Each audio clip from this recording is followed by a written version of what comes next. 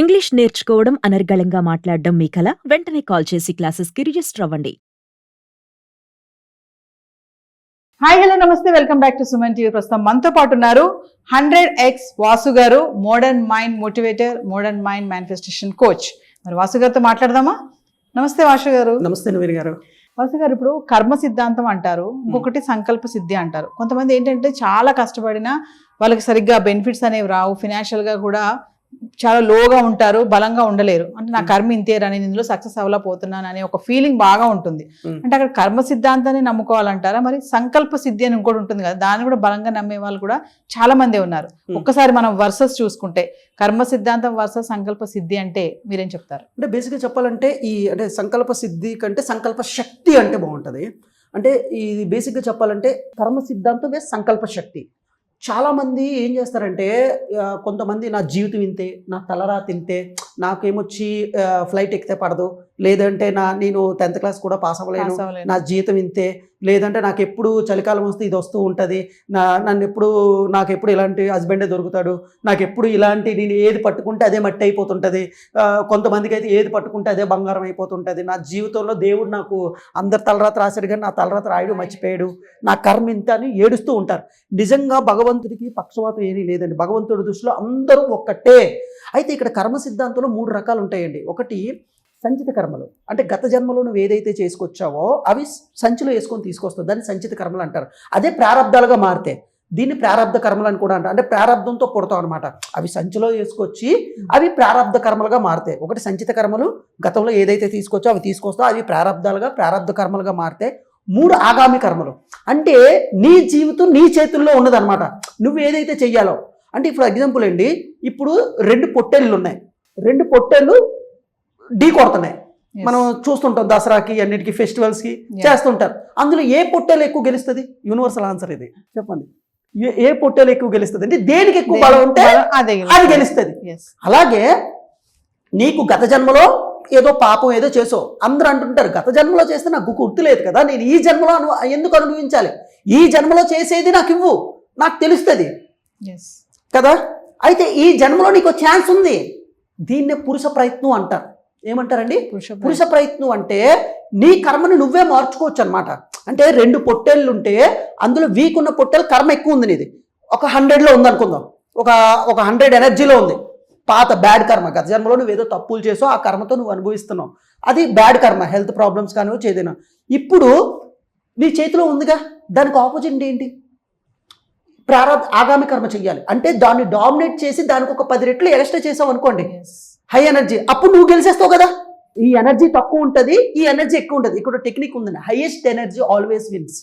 Highest energy always. Universe ఏం తీసుకుంటుందంటే నీకు ఎనర్జీ లెవెల్స్ ఏది ఎక్కువ ఉంది అంటే పాజిటివ్ ఎనర్జీ ఉందా, నెగిటివ్ ఎనర్జీ ఉందా, అదిగా పాజిటివ్ కర్మ ఉందా, నెగిటివ్ కర్మ ఉందా.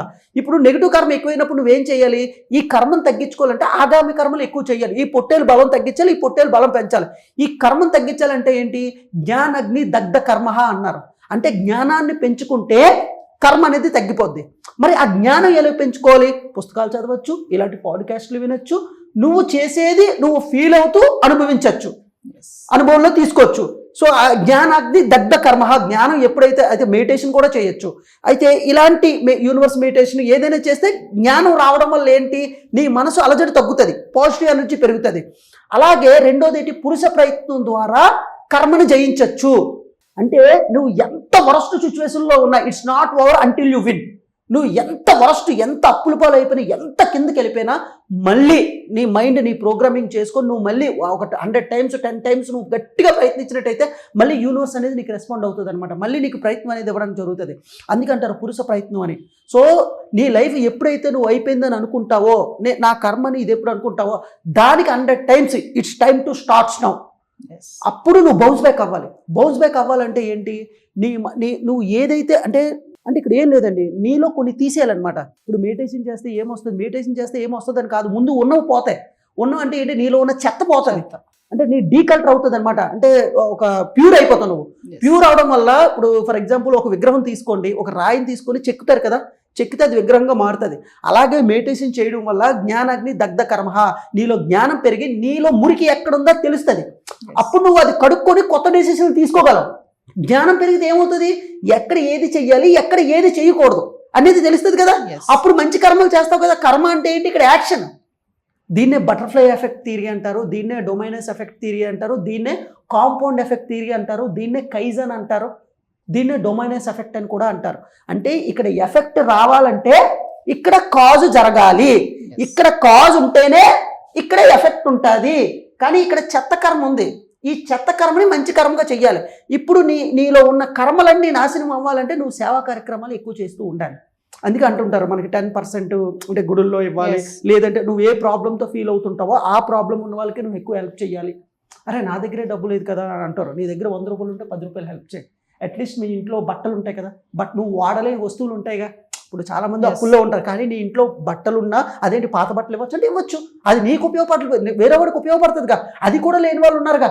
నువ్వు ఎలాగో నువ్వు వాడట్లేదు, అలాగే నీ ఇంట్లో పాడైపోయిన వస్తువులు ఉంటాయిగా, నువ్వు ఎప్పుడో వాడలేని ఉంటాయిగా, అవన్నీ ఇవ్వచ్చుగా. ఇది కూడా ఒక సేవ అనమాట. ఇప్పుడు మాలాంటి మోడర్న్ మైండ్ మోటివేటర్స్ ఏంటి, నీ దగ్గర ఏది ఉంటుంది, నా దగ్గర నాలెడ్జ్ ఉంది ప్రజెంట్, నా దగ్గర డబ్బు ఉంటే నేను కూడా 10% ఇస్తూ ఉంటాను. నా దగ్గర ప్రజెంట్ నాలెడ్జ్ ఉంది కాబట్టి పబ్లిక్ ఉపయోగపడాలని ఇప్పుడు నాలెడ్జ్ ఇస్తున్నాను.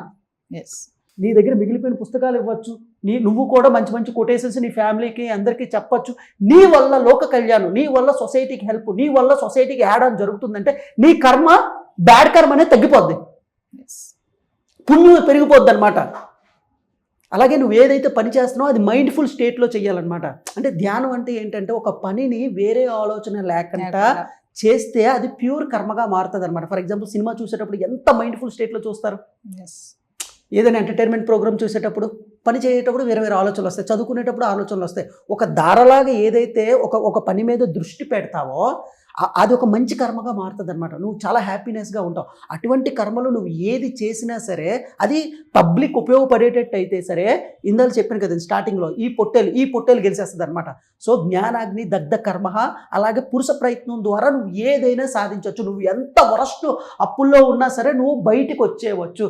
కాకపోతే ఇక్కడ ఏం చేయాలంటే మెంటల్ యాక్షన్ చేయాలి, ఫిజికల్ యాక్షన్ చేయాలి. మెంటల్ యాక్షన్తో పాటు ఫిజికల్ యాక్షన్ ఎప్పుడైతే చేస్తావో యాక్షన్ ద్వారా నువ్వు చాలా నేర్చుకోవచ్చు. కేవలం చాలామంది మెంటల్ యాక్షన్ చేయడం వల్ల అక్కడితో ఆగిపోతున్నారు అనమాట. వీలైతే నెక్స్ట్ ఎపిసోడ్లో యాక్షన్ గురించి ఇంకా బాగా తెలియజేద్దాం. థ్యాంక్ యూ వాసు గారు. Thank you.